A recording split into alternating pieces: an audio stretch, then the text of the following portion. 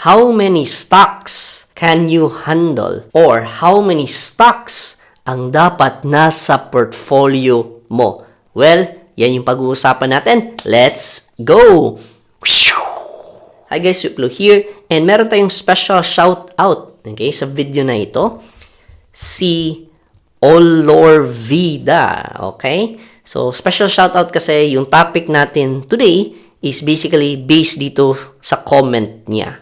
And before that, basahin muna natin. Pa-shout out nga pala, Tio Pilo, taga Cebu pala ako. Ayun. Okay, basta Bisaya, taga Cebu, shout out, yun na. Tapos as long as yung content mo din or yung comment mo, meron tayong pwedeng ma-content, okay?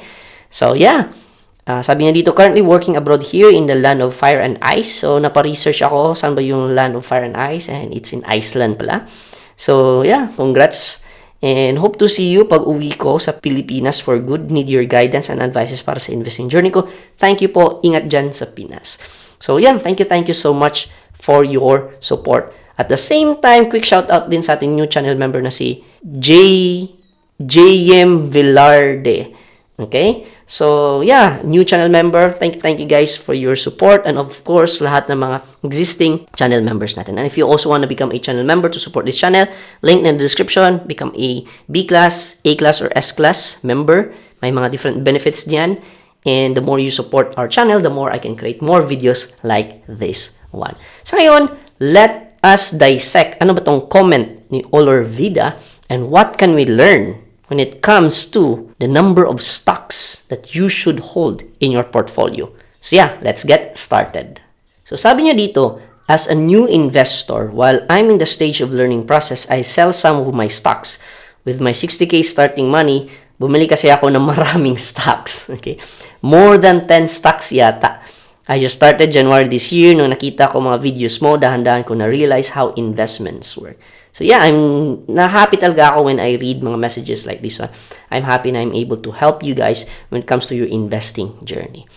Kahit negative na ang mga stocks, I sell some to cut down my stocks.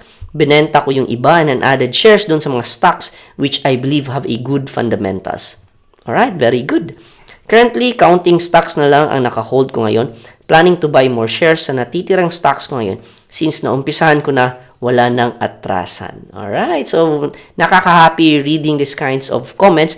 And based dito sa comment niya, sobrang dami natin pwedeng ma-dissect na lessons when it comes to number of stocks that you should hold, the volume when it comes to your stocks that you totally believe in, good fundamentals. Okay, so isa-isahin natin yung mga lessons that we can learn dito sa comment niya. So first lesson, maraming stocks na binili. Okay, so meron kang investment, capital, and syempre, ano ba yung mga stocks na bibilin ko? So a lot of times, we wanna invest in a lot of stocks right away. Yung problem nito is, can you handle this many stocks? Let's say, 10, 20 stocks kaagad in one investing, di ba? Investing capital. So the challenge yan kasi is that sobrang dami mong kailangang i-monitor. So i-monitor in the sense of like, syempre, you need to do fundamental analysis.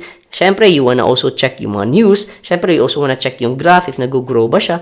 So, yes, sabi nila diversification is good. Pero, syempre, if you're starting out, tapos maraming na kagad yung stocks mo, then syempre, ma-overwhelm ka niyan. So, kung pwede, you start muna with a number of stocks that you can handle. And later, I'm gonna share with you yung mga recommended stocks for you to get started. And then, again, when it comes also to investing stocks, minsan-minsan kasi, nag-check tayo ng mga Facebook groups, mga Facebook pages, or pinapanood mo yung mga videos ko. Minsan naka-hype tayo. Nandun tayo nag-i-invest, di ba? Nag-i-invest tayo, ito maganda to, sabi ni Tio Pilo daw. So, invest dito. So, wag, di ba? So, kung pwede, wag padala sa hype. Kung pwede, okay, this stock is gaining attention. Let me research about it first. And typically kasi, kapag yung isang stock, okay, naka-hype yan. Typically, meron na din yan yung price. I mean, na-factor na din yun yung price niyan. So, let's say for example, na-hype yung isang stock, then na-factor na yan because like people are already buying that and by the time dun ka papasok, most likely baka some traders, ibebenta na nila kasi nag-increase na siya. So, ilan ba yung stocks that you should get started with? So, syempre, you wanna feel muna ano ba yung comfortable with. Probably you can start with 3 to 5 stocks. And syempre, if you're really newbie ka talaga, pwede ka mag-start with mga defensive stocks muna, like yung mga utilities. Example would be mga electric company, like Aboitiz Power, Meralco, tapos mga water companies din, like MWC, okay? Manila Water, or if you like, Maynilad, kasi again, they're defensive stocks. So by the way, when you say defensive stocks, it is something that we use on a regular basis. Okay? In fact, I'd even say na kahit mga telco, okay, mga telecommunications company like PLDT, Globe, they're also pretty solid na mga defensive stocks. Kasi we cannot live without internet, diba? So I'd say pwede itong starting for you. So like you can start with these 3 to 5 stocks na defensive. Now, once you're getting comfortable na, syempre, you want a regular cash flow. So, again, as a dividend investor, favorite natin yung mga REITs. Okay? Now, in terms of REITs, marami niyan. And may mga malalaki mga dividends, pero hindi naman maganda yung fundamentals niya. So, probably you could start with like, again, what I'm saying dito guys, very important pala, disclaimer talaga. Very important talaga yung disclaimer na nothing in this video is financial advice. Please do your own research. So, ito, mga ideas lang. But at the end of the day, it's your money. So, please do your own research. Now, balik tayo dun sa mga REITs. So, sa mga REITs naman, syempre, maraming mga REITs out there. But, syempre, konti lang din yung maganda yung performance. At the same time, maganda din yung fundamental. So, example would be A-REIT, RCR, okay? C-REIT, ito yung mga REITs that are actually doing pretty well. So, ngayon, may 3 to 5 ka na. Okay? Meron ka ng utilities, defensive muna. And then, you now start to go into mga REITs para regular cash flow. Now, you could also start to explore mga higher yield na mga dividend stocks. Example would be like DMC, LTG, okay? Semirara, okay? So, medyo, ito, mga risky na to. A little bit risky kasi like mining is a bit risky na investments. Pero maganda yung mga dividend performance nila. At the end of the day, yung goal natin is we are diversified. So, from 3 to 5, naging probably 7, naging 8 or 10.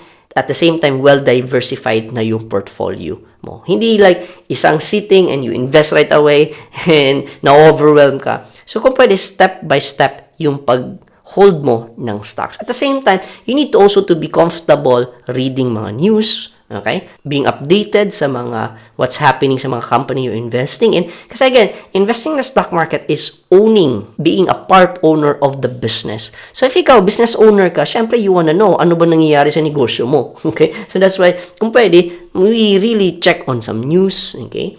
Check natin yung fundamentals, kumikita ba yung negosyo mo. Kasi again, negosyante ka na. You're a part owner of these companies. So yan yung mga things that we need to be comfortable with once we start investing in the stock market. Next, sobrang nagustuhan ko talaga yung sinabi niya na kahit negative ang mga stocks, I sell some to cut down my stocks. Binenta ko yung iba and I added shares dun sa mga stocks which I believe have good fundamentals. Sobrang dami nito. Ibenta yung mga negative, okay? I-cut, focus on the stocks that has good fundamentals. So, eto, I wanna share something about kapag nag-negative yung stocks mo or even portfolio. In fact, in one of my videos, so probably I'll put a link down in the description, I have somebody who asked me about yung portfolio niya. Negative 2.5 million kasi yung portfolio niya. And sobrang ganda kasi dun sa video na ginawa ko, somebody actually commented doon, sabi niya, huwag kang magpadala sa tinatawag na sunk cost fallacy. Meaning, kasi sobrang laki na nang na-invest mo, parang you're still attached dun sa na-invest mo. Sabi niya, he's already invested like 12 million, okay? Huwag kang magpadala doon. Yan yung nalagay mo. But instead, you have to rewire, okay, your mindset na kung saan, what you already have is 10 million na lang at yung goal mo is paano mo ba mapalaki yung portfolio mo. So, dapat hindi ka manghinayang na you lost 2.5. In fact, you focus on what you have and next goal is how do you increase that one. So, sobrang ganda na concept na, sometimes kasi we have this feeling na, sobrang laki na na-invest ko dyan. So, you wanna keep on investing on it, you keep on holding into it. But, instead of thinking about that way, pwedeng gawin mo na, okay, yung pera ko na lang is ganito na lang, how can I grow this one? So, parang sobrang ganda yung idea kasi you're focused now on growing your money. So, based dun sa comment niya, so he sold some stocks na negative, okay, cut down, tapos focus on the stocks na good fundamentals. So, two things dito. First is fundamentals talaga. Very important talaga na you do fundamental analysis. In fact, I have a video for that. I'll put a link down in the description. So, marami tayong mga videos, no? So, all about how you can do fundamental analysis. You can check that out. But basically, second lesson naman is focusing on volume, adding more dun sa mga stocks that you totally believe in. Kasi ganito, very funny because like, I've been seeing some people posting na, oy, ako, nakabili ako ng RCR at 4 pesos, okay? O, ako nakabili na akong A-rate na sa 27 pesos, okay? Pero the question is, are they able to buy volume ba? Kasi, yes, maganda nga, nakabili ka ng mura, pero yung binali mo naman, board lot lang, 100 shares lang, di ba? Useless lang. So, ito example. Let's say, for example, ano bang mas maganda? 5% growth or 50% growth sa investment mo? So, syempre, at first glance, syempre gusto ko 50%. Okay? Alright, very good. Pero let's talk about volume. So, let's say, for example, kumita ka ng 50%, pero yung investment mo naman is just 10,000 pesos. Okay? Yes, kumita ka 50%, pero yung kita mo, 5,000 lang din. So, but however, let's say, for example, meron kang 100,000 pesos. Okay? 100,000 pesos, pero 5% lang yung growth. Alright? So, 5% ng 100,000, that's 5,000. Okay? So, similar lang sila ng growth.